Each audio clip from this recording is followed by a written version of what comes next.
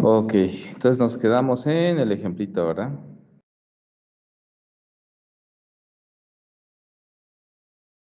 Ya tenemos esto. Ok, bueno, pues vamos a ver finalmente el teoremita este que hemos estado usando en los ejemplos, que nos dice un criterio de cuándo una transformación va a ser diagonalizable y cómo encontrar una base respecto de la cual diagonalizar la transformación. Para eso necesito un lema y necesito un teorema previos que nos van a ayudar a demostrar este resultado. Y bueno, entonces comenzamos con el lema, muy sencillito. Las demostraciones, de hecho, de estos dos resultados que están aquí son muy sencillas. Me tomo una transformación de B en B que sea lineal, lambda 1 hasta lambda k, los distintos valores propios de T. Entonces, si me tomo i desde 1 hasta acá y para cada un lambda i voy a tomar un vector ui en e lambda i, no digo vector propio porque no todos los que viven aquí son vectores propios. Hay de dos, de que sean cero o distintos de cero. Si son distintos de cero, sí son vectores propios, y si es cero, no se considera vector propio. Entonces tengo de los dos, simplemente un vector en el espacio propio correspondiente. Si sumo u1 más u2 hasta uk, y esa expresión resulta ser el vector 0, es porque en realidad todos nuestros vectores eran 0. ¿Ok? Un tanto parecido a la independencia lineal, solo que aquí son los vectores y no hay en juego ningún escalar salvo el 1. Todos ellos llevan 1 y los que van a ser 0 son los vectorcitos. ¿Ok? Bueno, entonces, sin pérdida de generalidad, vamos a suponer que hay m vectores distintos de 0. Si ya todos los vectores desde 1 hasta el uk son 0, pues ya terminamos, no hay nada que hacer. Lo que quería demostrar era que eran 0. Pues vamos a suponer que hay algunos que son distintos de 0 y vamos a suponer que son los primeros. Finalmente es un conjunto, el conjunto es el mismo si permutan los vectores o no los permutan. ¿Ok? No estamos hablando de bases ordenadas, vaya, soy simplemente un conjunto.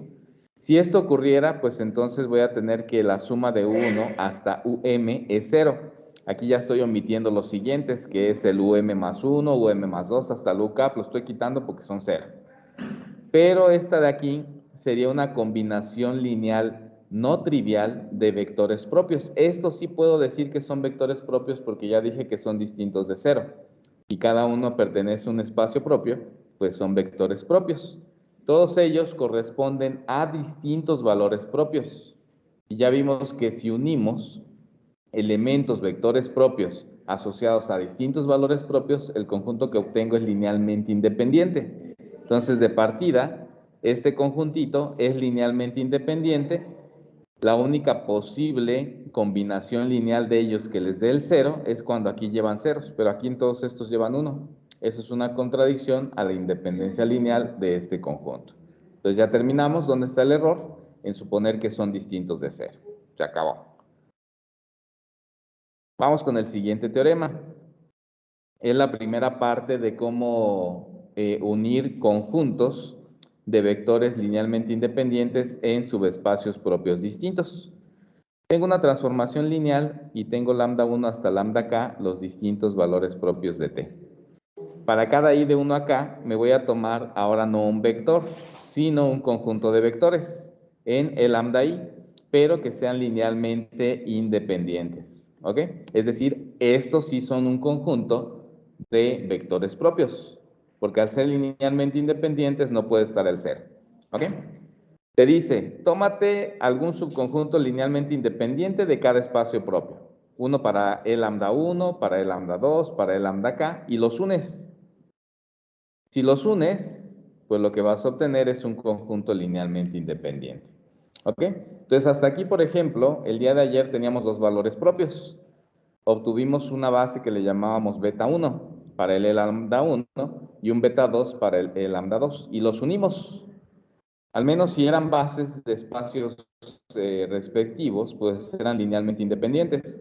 Al unir dos conjuntos linealmente independientes de ese tipo, iba a obtener al menos que mi beta era linealmente independiente. ¿Ok? Entonces todavía no tengo que era base, sí va a ser base de acuerdo al siguiente teorema, pero hasta aquí apenas llevaría que es un conjunto independiente.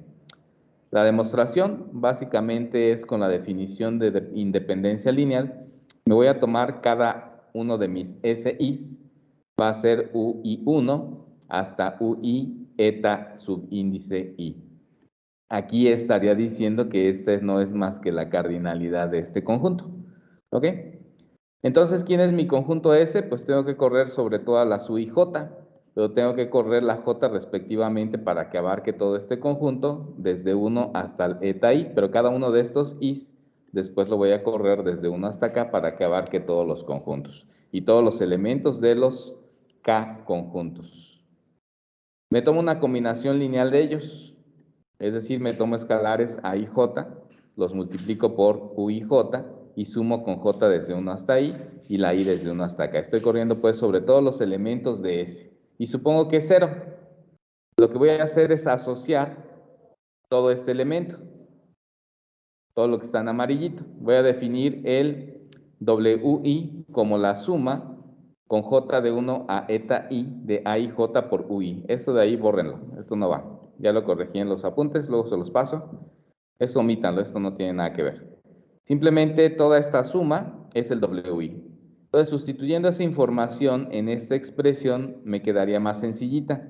Me quedaría la suma con I de 1 acá de WI igual a 0. Es decir, me queda esta expresión. Ahora, cuando fijo la I, de hecho, fíjense que aquí no, esto no corre sobre las I's, corre sobre la J de 1 a eta I, pues todos estos elementos están en SI. SI está en E lambda I y E lambda I es un espacio, que si es un espacio propio, qué bien, es un espacio o un subespacio vectorial, es cerrado bajo sumas y bajo producto por escalar. Entonces, toda esta combinación lineal vive dentro de E lambda I.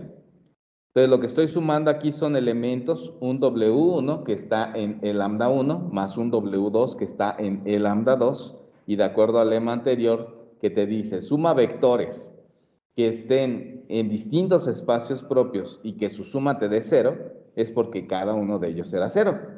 Entonces, lo que me da origen el lema anterior es que cada WI es idénticamente 0. Regreso a ahora la expresión, esta de aquí, que ahora sí es 0. Me dice, ok, tienes una combinación lineal, todos estos elementos están en SI y una combinación lineal de ellos que te da 0. Por hipótesis, los SI eran linealmente independientes. ¿Qué te dice? Pues que una combinación lineal así implica que los coeficientes siempre son 0. Esto fue para toda J desde 1 hasta eta I y para toda I desde 1 hasta acá. Pues entonces probamos que todos estos coeficientes son 0. Entonces nuestro conjunto de las U y J es linealmente independiente. El conjunto de las U y J será mi conjunto S. Y ya terminamos. Vamos con el teorema, yo diría que es el más importante de toda esta sección, pese a que nos faltan todavía más resultaditos. Aquí para ustedes y a nivel del examen sería el resultado más fuerte, el más importante de la sección. Tomamos un espacio vectorial B de dimensión finita, aquí N, sobre F, y sea T de B en B una transformación lineal con lambda 1 hasta lambda K, valores propios distintos. Ok, voy a tratar de identificar los elementos con mi ejemplo de ayer. El día de ayer mi transformación era de R3 en R3, si se acuerdan. Entonces mi N era 3.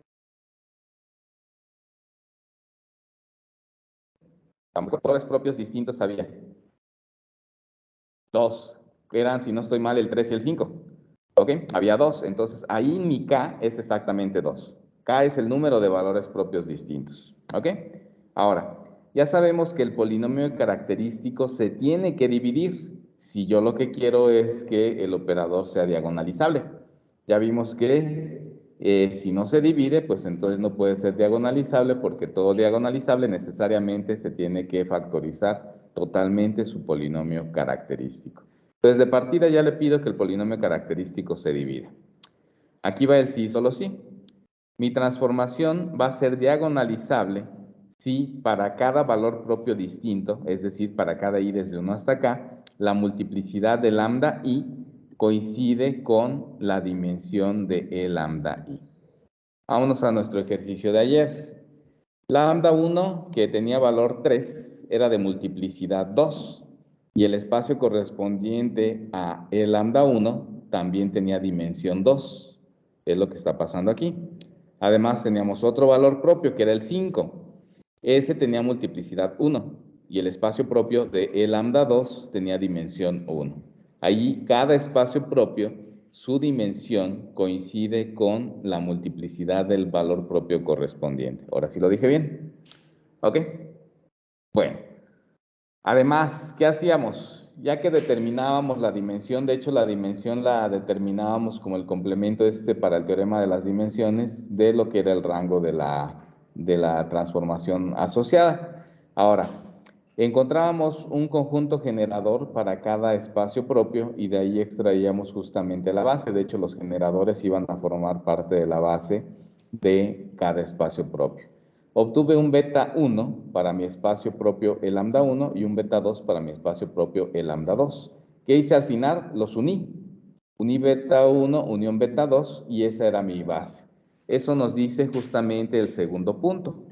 Si T ya es diagonalizable y beta I es una base de un espacio propio E lambda I, para cada I de 1 acá, te dice, pues une todas las bases y el conjunto que obtengas va a ser una base de vectores propios para T. Respecto de esta base, evidentemente, la representación matricial de T en beta debe ser la matriz diagonal con diagonal los valores propios. ¿Ok? Entonces, con esto terminaríamos la parte teórica. Simplemente vamos a demostrar el teorema. Aquí voy a ocupar un par de resultados. Por ejemplo, hasta aquí. Para cada i de 1 acá, mi va a ser la multiplicidad de lambda i y di va a ser la dimensión de lambda i. Vamos a estudiar un poquito de esto de acuerdo a nuestro ejemplito del día de ayer. Teníamos dos valores propios. Nuestro polinomio característico era x menos 3 al cuadrado por x menos 5. Mi M1 tendría que ser 2, que es la multiplicidad de lambda 1. Y mi M2 tendría que ser 1, que es la multiplicidad de lambda 2. ¿Ok? Ahora, ¿qué pasa si ustedes suman las dos multiplicidades? 2 y 1 les da 3, y 3 es la dimensión del espacio. Y la dimensión del espacio es el grado del polinomio característico. En general pasa lo mismo. Un polinomio característico de una transformación que se diagonaliza se vería algo así. X menos lambda 1 a la M1 por X menos lambda 2 a la M2 por, etcétera, X menos lambda K a la MK. La suma de M1 más M2 hasta MK tiene que ser el grado del polinomio, que en este caso es N. ¿Ok? Eso lo estoy diciendo aquí. La suma de todas las multiplicidades es idénticamente el grado del polinomio característico. ¿Vale? Ahí lo dejo. Es x menos lambda 1 a la m1 por x menos lambda 2 a la m2 por x menos lambda k a la mk. ¿Ok? Si se fijan ahí, cada término x menos lambda i a la mi es un polinomio de grado mi. Y cuando tienes un producto de polinomios, el grado del producto es la suma de los grados. De ahí que tengas que m1 más m2 hasta mk te dé n, que es el grado del polinomio característico. Bueno, vamos a comenzar con la prueba. Estoy en el supuesto de que T es diagonalizable. Si T es diagonalizable, existe una base respecto de la cual la representación de T en beta es diagonal. Dicho en otras palabras, beta consiste de vectores propios. ¿Ok? Bueno, ahora, vamos a pensar en dos espacios propios distintos. Vamos a suponer que tengo un lambda i y un lambda j distinto. ¿Quién podrá vivir en su intersección? Son subespacios. Hay alguien que siempre va a estar el cero. ¿Ya podrá haber algo más distinto de cero en el lambda i intersección el lambda j con i distinto de j, es decir, con valores propios distintos? Pues quién sabe, la respuesta es que no. Es decir, los espacios propios no comparten vectores propios. Al único que comparten es al cero. La pruebita es muy sencilla, ¿ok? De tarea, ustedes escríbanlo, ahí se está grabando. Hay que demostrar que si lambda i es distinto de lambda j, entonces E lambda 1, E lambda i intersección E lambda j es el cero. El cero como conjunto, nada más el conjunto que solo tiene al vector cero. Demostración muy sencillita. A ver, me tomo B, que sea vector propio asociado a me tomo un elemento de E lambda i. Y me tomo un elemento además en E lambda j, que es el mismo. Si está en el lambda i, T de B tendría que ser lambda i por B. Porque eso le pasa a todos los elementos en el espacio propio, ya sea que sea cero o que sea un vector propio. Por el otro lado, tendríamos que T de B también es lambda J por el propio B. Como T de B es igual a T de B, tendrían la relación lambda I por B es igual a lambda J por B, ¿cierto? Eso es equivalente a pasen todo de un lado y les quedaría lambda I menos lambda J entre paréntesis por B. Pero si los lambdas son distintos, la diferencia es distinta. Multipliquen por su inverso multiplicativo y les quedaría. Entonces, otra vez, los espacios propios solo comparten al cero. O bien, los espacios propios distintos no comparten vectores propios, solamente el cero. Vamos a lo siguiente. Tenemos entonces, para cada i desde 1 hasta acá, voy a definir un conjunto. Beta i va a ser la intersección de beta, esta base que tenía, con cada espacio propio. ¿Ok? Esto resulta ser una partición ya que estos son disjuntos. Bueno, no son disjuntos, comparten al cero. Pero si los intersecto con un conjunto que no tiene al cero, pues entonces estos conjuntos son disjuntos. Al ser disjuntos estoy partiendo a beta. Es decir, beta va a ser beta 1, unión beta 2, unión beta 3, hasta unión beta k. Es una partición. Bueno, vamos a delimitar quién es la cardinalidad de cada beta i. Vamos a decir simplemente que es eta subíndice i. Los B, eta. Y aquella es la otra. Ok. Entonces es eta, va a ser la cardinalidad de beta i. Y como estoy haciendo una intersección de conjuntos, la intersección puede ser vacía. Y en este caso, la cardinalidad sería 0. Ahora, por otro lado, estoy intersectando o tomando ciertos elementos de una base. Yo no sé quiénes son, pero sí sé que se preserva la independencia lineal, subconjuntos de independientes independiente. Entonces, el número no puede exceder a la dimensión del espacio que me esté tomando.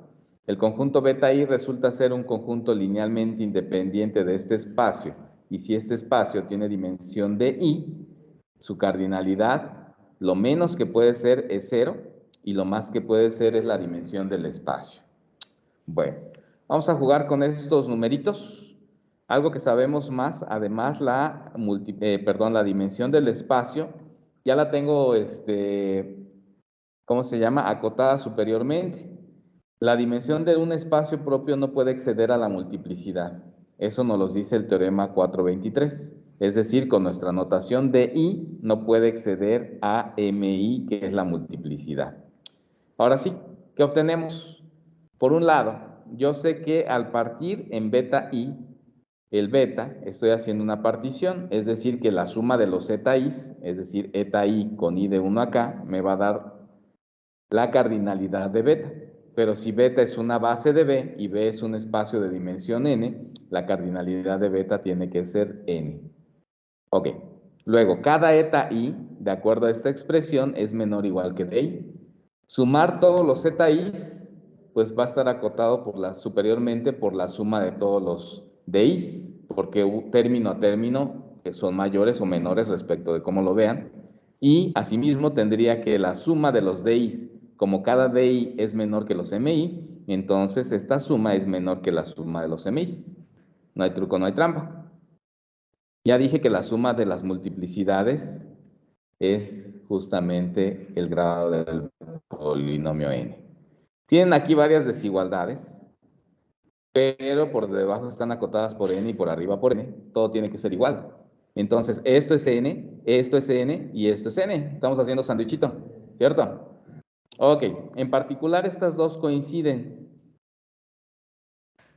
Al coincidir y pasar todo de un solo lado, lo puedo ver así. La suma de las diferencias de los MI menos DI es 0, ya que una suma por un lado es n, por otro lado la otra suma es n. Si las resto me queda n menos n, me queda 0. Ahora, ¿cómo son estos elementos? Si la DI es menor o igual a MI, entonces esto tiene de 2, o es 0 o es positivo. Todos los términos que estoy sumando son positivos o 0. Si hubiese un término y solo uno que fuere positivo, la suma sería estrictamente positiva. Y yo estoy diciendo que es 0. La única forma de que esta suma sea 0 es de que cada término es 0. Aquí no se puede cancelar ningún término con otro. Para que se cancelara tendría que haber por un positivo al menos un negativo. Y aquí no lo hay, todos son o positivos o 0. Es decir, esta suma en general sería mayor o igual que 0. Pero yo estoy diciendo es exactamente 0. Que tendría entonces que término a término es 0. Otra forma de decir que cada uno de estos es 0 es diciendo que cada uno de ellos coincide. Que los MI es igual a DI. Por lo tanto, la multiplicidad del valor propio tiene que coincidir con la dimensión del espacio propio correspondiente. Esto para cada i desde 1 hasta acá. Al revés, mucho más sencillito. Parto de que el MI coincide con DI, esa es la hipótesis, que la multiplicidad de lambda i coincide con la dimensión de el lambda i. Para cada espacio propio voy a considerar una base.